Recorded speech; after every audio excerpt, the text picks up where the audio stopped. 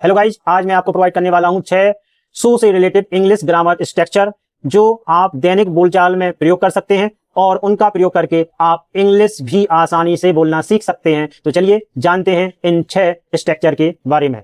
सो का निकलता है अर्थ ऐसा या ऐसी। कब? जब आप देखते हैं कि सो लास्ट में आता है वाक्य के और उसके बाद कोई एडजेक्टिव वगैरह नहीं होता है, तो यहाँ अर्थ देता है ऐसा या ऐसी का अर्थ हमारा स्ट्रक्चर जो होगा, पहला स्ट्रक्चर उसमें है सेंटेंस आएगा पूरा और उसके बाद लास्ट में बिल्कुल सो।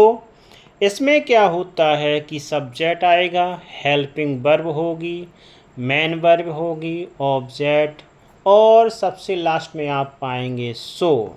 हमारा पहला एग्जाम्पल, मैं ऐसा सोच रहा था, कंटीन्यूअस टेंस है तो आई एम थिंकिंग सो।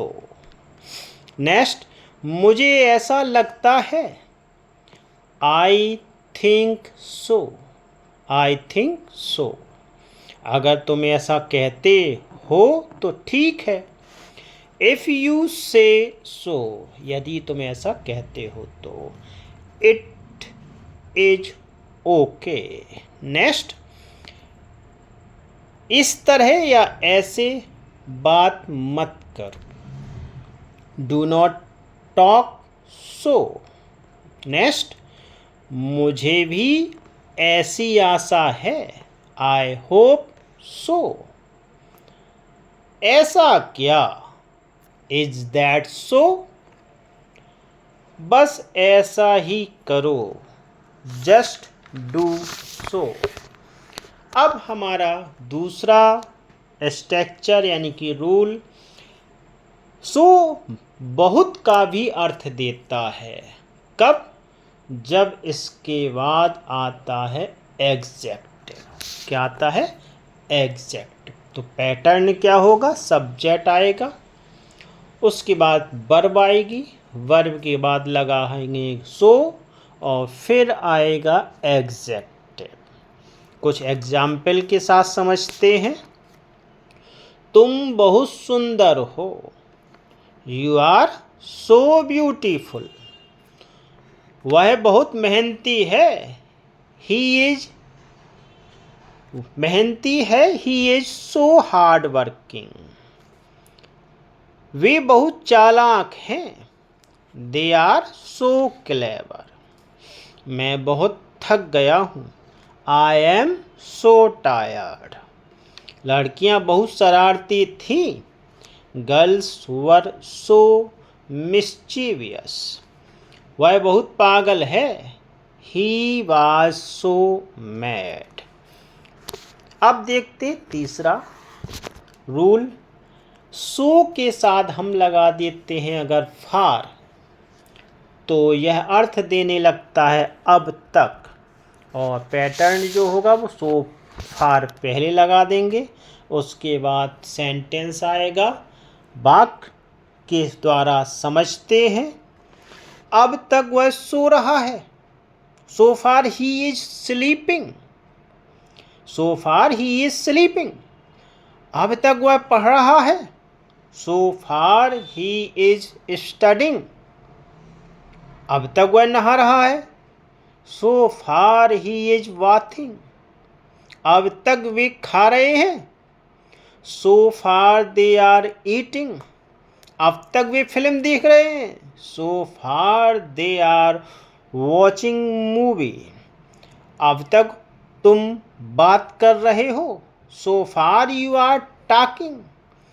अब आता है आपका पैटर्न नंबर 4, जिसमें हम देखते हैं कि सो का अर्थ इसलिए या जिससे कब आता है। यहाँ जब आप देखें कि दो क्लॉज के बीच में सो हो, यानी दो सेंटेंस के बीच में सो आ जाता है या कंजंक्शन के रूप में इसका प्रयोग होता है, तो सो अर्थ देता है इसलिए का। किसका? इसलिए का। वाक्य का पैटर्न या स्ट्रक्चर जो होगा वो कैसा होगा, सेंटेंस लगेगा, फिर सो लगाएंगे और फिर सेंटेंस आएगा। जैसा भी सेंटेंस होगा पूरे नियमों का पालन होगा उसमें। पहला सेंटेंस हमारा जैसे है, वह बीमार था इसलिए स्कूल नहीं गया। He was ill so he did not go to school. मैं कमज़ोर था इसलिए परीक्षा में असफल हो गया।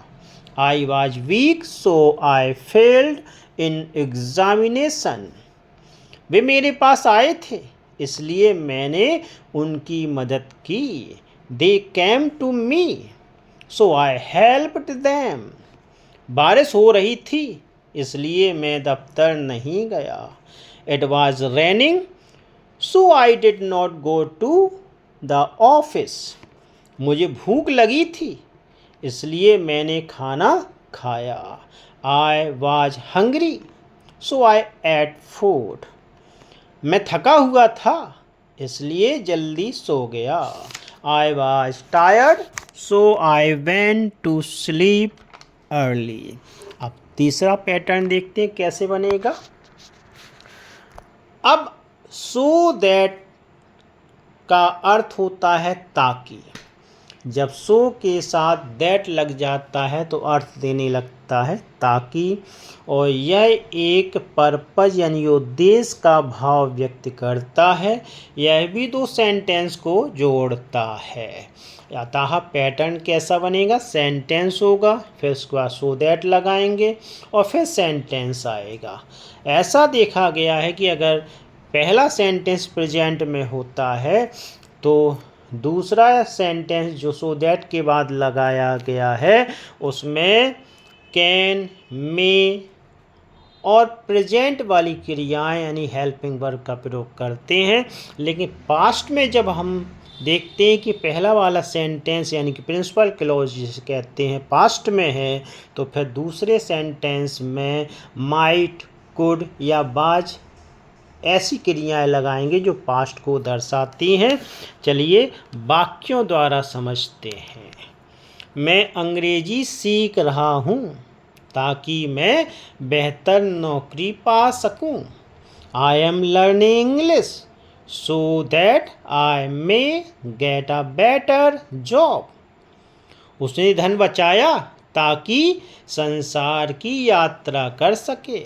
He saved money so that he might travel the world. वह धीरे बोलता है ताकि हर कोई समझ सके। He speaks slowly so that everyone can understand. मुझे कुछ रुपए दे दो ताकि मैं साइकिल खरीद सकूं। Give me some money so that I can buy a bicycle. मैं राम के पास गया ताकि मैं उसकी मदद कर सकूं। I went to Ram so that I might help him. वह कुएं के पास गया ताकि पानी पी सके। He went to the well so that he might drink water.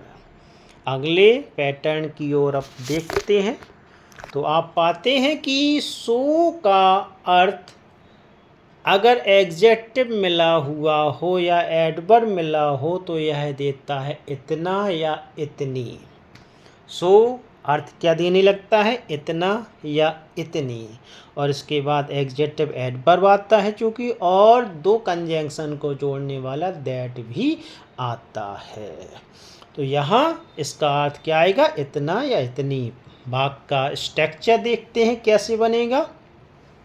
Subject लगाएंगे, हेल्पिंग वर्ब आएगी, फिर वर्ब होगी, फिर उसके बाद लगाएंगे सो, फिर आता है एग्जेक्टिव या एडवर्ब, फिर हम उसके बाद दैट लगा देते हैं और फिर सेंटेंस पूरा आएगा जिसमें सब्जेक्ट कैन या कुड और उसके बाद वर्ब, अदर वर्ड, ऑब्जेक्ट्स, ये सब आपके आएंगे जैसा कि सेंटेंस बनता है। वाक्य कैसे बनेंगे देखते हैं। वह इतनी मोटी है कि दौड़ नहीं सकती है। She is so fat that she can not run. संदूक इतना भारी है कि मैं उसे उठा नहीं सकता। The box is so heavy that I can not lift it. वह इतनी तेज दौड़ा कि रेस जीत गया। He ran so fast that he won the race. वह इतना थक गया कि वह सो गया। He was so tired that he slept. चाय इतनी गर्म थी कि मुझे इसे पीने के लिए इंतज़ार करना पड़ा। The tea was so hot that I had to wait to drink it. उसने इतनी मेहनत की कि आसानी से परीक्षा पास कर ली। He worked so hard that he easily pass the exams. अगर वीडियो अच्छा लगा हो तो वीडियो को लाइक कर दें, शेयर कर दें, और अगर आप चैनल पर नए हैं तो चैनल को सब्सक्राइब कर दें। अगले वीडियो में फिर आपसे मुलाकात होगी। जय हिंद, वंदे मातरम।